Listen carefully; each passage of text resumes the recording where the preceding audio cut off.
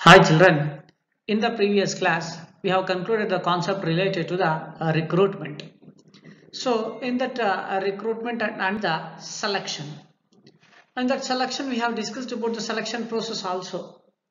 That is verification of the application, medical examination, reference and background check, and finally the contract of employment.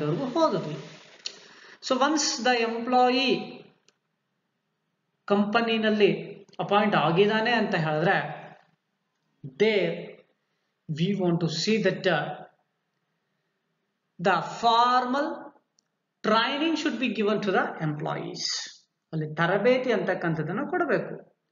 ಯಾಕೆ ಅಂತ ಹೇಳಿದ್ರೆ before coming to the job they will be having the basic knowledge related to the education. ಅವ್ರಿಗೆ ಏನಿರ್ತದೆ ತನ್ನ ಎಜುಕೇಶನ್ಗೆ ತಕ್ಕಂತೆ ಏನಿರ್ತದೆ knowledge ಇರ್ತದೆ.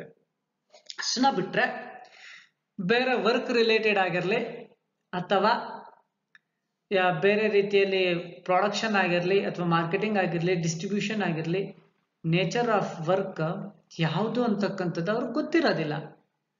This they will appear for the interview. They will be communicating with answering based on the knowledge what they are having related to the educational qualification. So after the candidate has placed in a particular place where they will work for the future, that is called as a job, the nature of job should be given as a training. ಅಲ್ಲಿ ಏನು ಮಾಡಬೇಕಾಗತ್ತೆ, nature of job ಅನ್ನ training ಅನ್ನ ಕೊಡಬೇಕಾಗತ್ತೆ. So training ಯಾವ ರೀತಿ ಇರುತ್ತೆ ಅಂತ ಹೇಳಿದ್ರೆ, so what do you mean by training? Here the training refers to the process by which the employee's performance will increase. Performance ಅಂದ್ರೆ ಗೊತ್ತು, ಅವ್ರು ಮಾಡ್ತಕ್ಕಂಥ ಕೆಲಸ.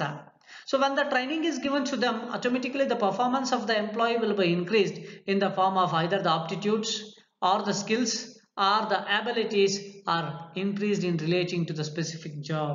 ಪ್ರತ್ಯೇಕವಾದ ಕೆಲಸಕ್ಕೆ ಸಂಬಂಧಿಸಿದಂತೆ ಅವರ ಕೌಶಲ್ಯಗಳ ಅಭಿವೃದ್ಧಿ, ಕೆಲಸದ ಅಭಿವೃದ್ಧಿ, ಅವರ ಒಂದು ಬುದ್ಧಿಶಕ್ತಿಯಲ್ಲಿ ಅಭಿವೃದ್ಧಿಯನ್ನ ಕಾಣುತ್ತೆ ತರಬೇತಿಯನ್ನ ಕೊಡುವುದರಿಂದ. ಸೊ ಅದನ್ನು ನಾವು ಜನರಲ್ ಆಗಿ ಬೇಕಾದ್ರೆ formally increasing of the knowledge of the candidate are the employees through giving up of a training ಕೊಡೋದರಿಂದ ಫಾರ್ಮಲ್ ಆಗಿ ನಾಲೆಜ್ ಅಂತಕ್ಕಂಥದ್ದು ಕ್ಯಾಂಡಿಡೇಟ್ಸ್ದು ಇನ್ಕ್ರೀಸ್ ಆಗುತ್ತೆ. It is called as the training. Once the employee is trained well, ಒಂದು ಸತಿ ತರಬೇತಿ ಅಂತಕ್ಕಂಥದ್ದು ಚೆನ್ನಾಗಿ ಕೊಟ್ಟಾಗ ನೆಕ್ಸ್ಟ್ ಏನಾಗುತ್ತೆ, ಅವನು ಡೆವಲಪ್ಮೆಂಟ್ ಆಗ್ತಾನೆ. So when he develops, he will always search or reflects the learning opportunities designed to help employees to the overall growth and its career oriented process. ಏನ್ ಮಾಡ್ತಾ ಹೋಗ್ತಾನೆ, ತನ್ನ ಸ್ವಂತವಾಗಿ ಬೆಳಿಲಿಕ್ಕೆ ಅಥವಾ ಬೆಳವಣಿಗೆ ಆಗ್ಲಿಕ್ಕೆ ಮುಂದಾಗ್ತಾ ಹೋಗ್ತಾನೆ ಯಾವಾಗ ಇಲ್ಲಿ ಟ್ರೈನಿಂಗ್ ಅಂತಕ್ಕಂಥದ್ದನ್ನ ಕೊಟ್ಟಾಗ. So when the training is given to the employees in the organization, there will be the two types of benefits or the objectives related to the training. Here the training having the two benefits, that is the benefits related to the organization and the benefits related to the employee. ಇಲ್ಲಿ ಸಂಸ್ಥೆಗೆ ಸಂಬಂಧಪಟ್ಟಂತೆ ಉಪಯೋಗಗಳೇನು ಮತ್ತೆ ಒಂದು ವ್ಯಕ್ತಿಗತವಾಗಿ ಕೆಲಸಗಾರನಿಗೆ ಸಂಬಂಧಪಟ್ಟಂತೆ ಯಾವ ರೀತಿಯಾಗಿರ್ತಕ್ಕಂತಹ ಒಂದು ಅನುಕೂಲಗಳಿದೆ ಅನ್ನೋದನ್ನ ಗಮನಿಸಿದ್ರೆ, ಮೊದಲನೆಯದು benefits related to the organization. The first one, training is a systematic learning, always better than hit and trial method which leads to wastage of efforts and money. ನೋಡಿ, ಒಂದು ಸಂಸ್ಥೆಗೆ ಟ್ರಯಲ್ ಅಂಡ್ ಎರರ್ ಮಾಡಿ ಮತ್ತೆ ಅವನಿಗೆ ತರಬೇತಿ ಕೊಡೋದಕ್ಕಿಂತ training ಅನ್ನ ಕೊಟ್ಟಾಗ it is one of the systematic learning ಅಂತ ಹೇಳಿದ್ರೆ ಸ್ಟೆಪ್ ಬೈ ಸ್ಟೆಪ್ ಪ್ರೋಸೆಸ್ ಅಲ್ಲಿ ಕೆಲಸವನ್ನ ಕಲಿತಾನೆ. ಕೆಲಸವನ್ನ ಕಲಿತಾಗ ಏನಾಗ್ತಾ ಹೋಗುತ್ತೆ, ಆಗ್ತಕ್ಕಂಥ ವೇಸ್ಟೇಜು, ಆಗ್ತಕ್ಕಂಥ ಎಫರ್ಟ್ಸ್ ಆಗಿರ್ಬೋದು, ಮನಿ ಆಗಿರ್ಬೋದು, ಯಾವುದು ವೇಸ್ಟ್ ಆಗದಿರ ಏನ್ ಮಾಡ್ತಾ ಹೋಗ್ತಾನೆ, ಕೆಲಸವನ್ನ ಕಲಿತಾ ಹೋಗ್ತಾನೆ. So there the trial and error ಇಲ್ದಿರ ಏನಾಗ್ತಾ ಹೋಗುತ್ತೆ ಕೆಲಸ ಅಂತಕ್ಕಂಥದ್ದು ಕರೆಕ್ಟ್ ಆಗಿ ಕಲಿತಾನೆ. First one. Then it enhances employee productivity both in terms of quantity and the quality, leading into higher profit. So here when the training is given to the employees, basically the knowledge of the candidate will be increased. ಅಲ್ಲಿ ಏನಾಗ್ತಾ ಹೋಗುತ್ತೆ, ತನ್ನ ಸ್ವಂತವಾದ ಬುದ್ಧಿ ಅಂತಕ್ಕಂಥದ್ದು ಬೆಳೀತಾ ಹೋಗುತ್ತೆ. ಕೆಲಸ ಮಾಡ್ತಕ್ಕಂಥದ್ದು ಉತ್ಪಾದನೆ ಆಗಿರ್ಬೋದು ಅಥವಾ ಮಾರಾಟ ಆಗಿರ್ಬೋದು, ಯಾವುದೇ ಪ್ರಕ್ರಿಯೆಗಳಲ್ಲಿ ಆ ಒಂದು ಪ್ರಕ್ರಿಯೆಗಳಲ್ಲಿ ಏನ್ ಮಾಡ್ತಾರೆ, ಇಲ್ಲಿ ಅವನು quality and quantity of work ಅನ್ನ ಮಾಡ್ತಾನೆ. ಮಾಡ್ತಕ್ಕಂಥ ಕೆಲಸ ಚೆನ್ನಾಗಿರುತ್ತೆ, ಪೂರ್ತಿಗೊಳಿಸಿ ಅವನೇನ್ ಮಾಡ್ತಾ ಹೋಗ್ತಾನೆ, ಕ್ವಾಲಿಟಿ ಆಫ್ ವರ್ಕ್ ವೇಸ್ಟ್ ಇಲ್ದಿರ ಒಳ್ಳೆ ರೀತಿಯಲ್ಲಿ ಕೆಲಸವನ್ನು ಮಾಡ್ತಾ ಹೋಗ್ತಾನೆ. ಅವಾಗ ಕ್ವಾಂಟಿಟಿ ಕ್ವಾಲಿಟಿ ಚೆನ್ನಾಗಿದ್ರೆ automatically the organisation will be lead to the profit, ಅಲ್ಲಿ ಲಾಭವನ್ನ ಗಳಿಸ್ತಾರೆ. Then training equips the future manager who can take over in case of emergency.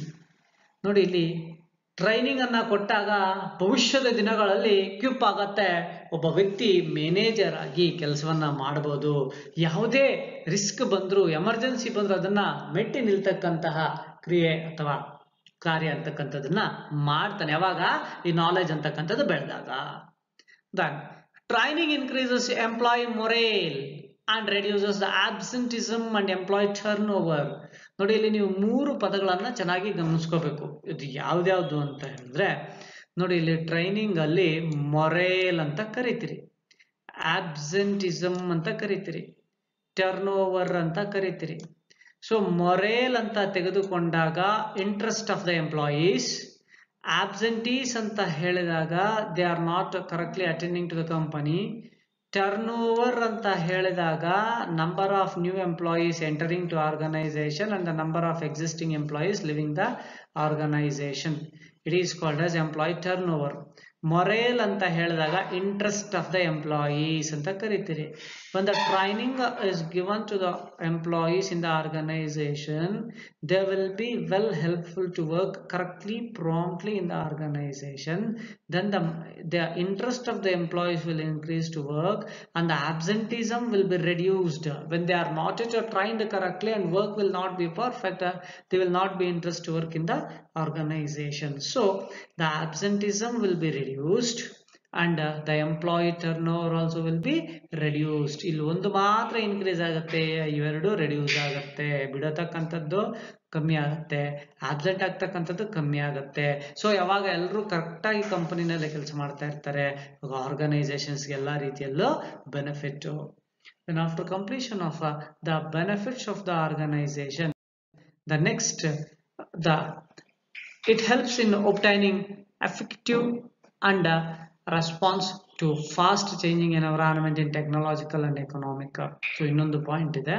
So ಇಲ್ಲಿ ನಾವುಗಳು ಯಾವಾಗ ಟ್ರೈನಿಂಗ್ ಅನ್ನ ಕೊಡ್ತೀವಿ, ಅದು ಎಫೆಕ್ಟಿವ್ ಆಗಿದ್ದಾಗ ಎಂಪ್ಲಾಯಿ ಏನ್ ಮಾಡ್ತಾ ಹೋಗ್ತಾನೆ, ಯಾವುದೇ ರೀತಿಯ ಎನ್ವೈರಾನ್ಮೆಂಟ್, ಈಗ ನಾವು 3rd ಚಾಪ್ಟರ್ ಅಲ್ಲಿ ಓದಿದ್ವಿ ಬಿಸ್ನೆಸ್ ಎನ್ವೈರಾನ್ಮೆಂಟ್ ಅಲ್ಲಿ ಪೊಲಿಟಿಕಲ್, ಎಕನಾಮಿಕ್, ಲೀಗಲ್ ಅಂತ ಅಲ್ವಾ. ಆ ಚೇಂಜಸ್ ಅನ್ನ ಆಗ್ತಕ್ಕಂಥದ್ದನ್ನ ಇಲ್ಲಿ ಯಾವುದೇ ಚೇಂಜಸ್ ಆದ್ರೂ ಸಹ ವರ್ಕ್ ಅನ್ನ ಕರೆಕ್ಟ್ ಆಗಿ ಮಾಡ್ತಾರೆ. Then benefits to employees, ಈಗ ಆರ್ಗನೈಸೇಷನ್ ಗೆ ಬೆನಿಫಿಟ್ ಅಂತಕ್ಕಂಥದ್ದು, so after completion of the benefits related to the organization, the next that is called as benefits to the employees. So the training also will increase the knowledge to the employees and it will create a advantage to the organization as well as the employees. So the first one, the improved skills and knowledge due to training lead to better career of an individual. So here ನಾವು ಯಾವಾಗ ಎಂಪ್ಲಾಯಿಗೆ training ಅನ್ನ ಕೊಡ್ತೀರೋ ಅವರ skill ಅಂತಕ್ಕಂಥದ್ದು improve ಆಗುತ್ತೆ, knowledge ಅಂತಕ್ಕಂಥದ್ದು ಬೆಳೆಯುತ್ತೆ. ಯಾವಾಗ knowledge ಮತ್ತೆ ಸ್ಕಿಲ್ ಇಂಪ್ರೂವ್ ಆಗುತ್ತೋ ಅವನ ಕೆರಿಯರ್ ಅಂತಕ್ಕಂಥದ್ದು ಫ್ಯೂಚರ್ ಡೇಸ್ ಅಲ್ಲಿ ಅವನ ಕೆರಿಯರ್ ಅಂತಕ್ಕಂಥದ್ದು ಇಂಡಿವಿಜುವಲ್ ಅಲ್ಲಿ ಕೆಲಸವನ್ನ ಕಲಿತಾಗ he can able to lead the life wherever he want based on the job what he learned. ಅವನು ಕಲಿಸಿರ್ತಕ್ಕಂತಹ ಕೆಲಸವನ್ನ ಇಟ್ಕೊಂಡು ಭವಿಷ್ಯವನ್ನ ರೂಪಿಸಿಕೊಳ್ಳಬಹುದು ವ್ಯಕ್ತಿಗತವಾಗಿ. Increased performance by individual help him to earn more. Yes. So when the employee will be working hard in the organization, the performance appraisal will be done in the organization. When the performance appraisal is done, they will judge the ability and capacity of the candidate, and in future days they may give him a promotion and fill the upper positions in the organization. When the job level will be increased, automatically the salary of the employee also will be increased, in the sense called as earning more in the organization. Then training makes the employee more sufficient to handle the missions, thus accidents reduces. ನೋಡಿ ಇಲ್ಲಿ training ಅಂತಕ್ಕಂಥದ್ದು ನಾವು ತರಬೇತಿ ಅಂತಕ್ಕಂಥದ್ದು ನೀಡಿದಾಗ ಅದು ಕಾರ್ಯೇತರ ತರಬೇತಿ, ಕಾರ್ಯನಿರತ ತರಬೇತಿ ಯಾವುದಾದ್ರೂ ಆಗಿರ್ಬೋದು. ಯಾಕಂದ್ರೆ ಕಾರ್ಯೇತರ ತರಬೇತಿಯನ್ನ ನೀಡಿದಾಗ ಅಂದ್ರೆ ಆನ್ ದ ಜಾಬ್ ಟ್ರೈನಿಂಗ್ ಅಂತಕ್ಕಂಥದ್ದು ಬೆಸ್ಟ್ ಎಕ್ಸಾಂಪಲ್ ರಿಡಕ್ಷನ್ ಆಫ್ ಆಕ್ಸಿಡೆಂಟ್ಸ್ಗೆ. ಹ್ಯಾಂಡಲಿಂಗ್ ಆಫ್ ಎಕ್ವಿಪ್ಮೆಂಟ್ಸ್ ಆಗಿರ್ಬೋದು, ಮಿಷನರೀಸ್ ಆಗಿರ್ಬೋದು, ಟೂಲ್ಸ್ ಆಗಿರ್ಬೋದು, ಹ್ಯಾಂಡಲ್ ಅನ್ನ ಮಾಡ್ಬೇಕಂದ್ರೆ on the job training is the one of the best method. So one the on the job training method is done in the organization, the accidents will be reduced. The employee will learn how to handle the equipments and reduction of the accidents and taking some of the precautionary measures. Then training increases the satisfaction and morale of employees as usual. ಈಗ organisation ಅಲ್ಲಿ ಹೆಂಗಾಗತ್ತೆ, employee turn over reduce ಆಗುತ್ತೆ ಯಾವಾಗ ಮೊರೇಲ್ of employee increase ಆಗಿದಾಗ. ನಾನು ಆಗ್ಲೇ ಹೇಳಿದೆ ನಿಮಗೆ, ಮೊರೇಲ್ ಅಂತ ಹೇಳಿದ್ರೆ ಇಂಟ್ರೆಸ್ಟ್ ಆಫ್ ದ ಎಂಪ್ಲಾಯೀಸ್ ಅಂತ. ಸೊ ಆರ್ಗನೈಸೇಷನ್ ನಲ್ಲಿ ಎಂಪ್ಲಾಯಿಗೆ ಟ್ರೈನಿಂಗ್ ಚೆನ್ನಾಗಿ ಕೊಟ್ಟಾಗ ಸ್ವಯಂ ಪ್ರೇರಿತನಾಗಿ ಅವನ ಕೌಶಲ್ಯಗಳ ಅಭಿವೃದ್ಧಿ ಆಗುತ್ತೆ. ಕೌಶಲ್ಯ ಅಭಿವೃದ್ಧಿ ಆದಾಗ ಅವನೇನಾಗ್ತಾ ಹೋಗ್ತಾನೆ, ಮೊರೇಲ್ ಇಂಟ್ರೆಸ್ಟ್ ಇಂದ ಕಂಪನಿನಲ್ಲೇ ಇದ್ದು ಕೆಲಸವನ್ನು ಮಾಡ್ತಾ ಹೋಗ್ತಾನೆ. ಅವನು ಆಬ್ಸೆಂಟ್ ಆಗ್ತಕ್ಕಂಥದ್ದಾಗಿರ್ಲಿ ಅಥವಾ ಅವನು ಕಂಪನಿನಲ್ಲಿ ರೆಗ್ಯುಲಾರಿಟಿ ಆಗಿರ್ಲಿ, ಟರ್ನ್ ಓವರ್ ಬಿಟ್ಬಿಡ್ತಕ್ಕಂಥದ್ದಾಗಿರ್ಲಿ, ಇವು ಸಹ ಆಗೋದಿಲ್ಲ. So these are the some of the benefits related to the training. In the sense either it may be related to the benefits to the organization and benefits to the employee, etc. So after completion of this, in the next class we will going to discuss about the types of the training, that is on the job training and the off the job training. So training concept ಮುಗಿದ್ರೆ ಈ chapter wind up ಆಗುತ್ತೆ.